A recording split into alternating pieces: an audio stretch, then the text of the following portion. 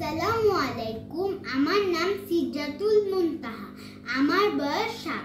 আমি কবুতরখোলা সরকারি প্রাথমিক বিদ্যালয়ের দ্বিতীয় শ্রেণীর একজন ছাত্রী। আমি মুন্সিগঞ্জ থেকে বলছি। আমি একটি গল্প বলব।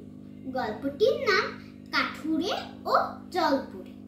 অনেক দিন আগের কথা। ছিল এক কাঠুরে।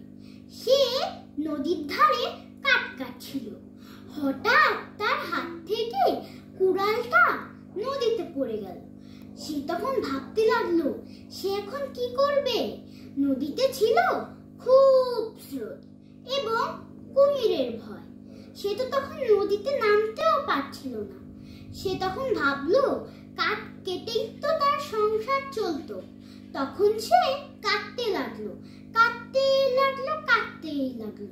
হঠাৎ করে নদী থেকে একটা জলপরি উঠে এলো।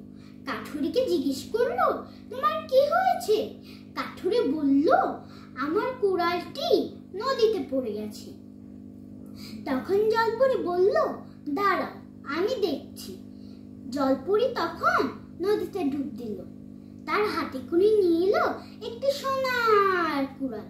কাঠুরিকে জিজ্ঞেস করলো, এটা কি তোমার কুড়াল? কাঠুরি বলল, না না, এটা তো আমার কুড়াল না। এবার জলপরি নদীতে ডুব দিয়ে নিয়ে এলো রূপার কুড়াল। কাঠুরিকে জিজ্ঞেস করলো, এটা কি তোমার কুড়াল? কাঠুরি বলল, না না, এটা তো আমার কুড়াল না।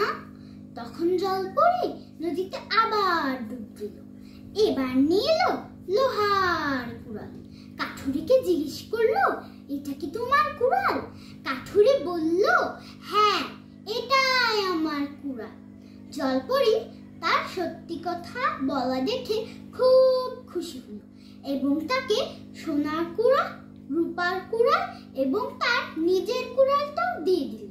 তখন সেই কাঠুরে সোনার কুড়াল ও রূপোর কুড়াল বিক্রি করে খুব বড়লোক হয়ে গেল। বন্ধুরা, এই গল্প থেকে আমরা শিখতে পারলাম সততাই সর্বোত্তম পন্থা।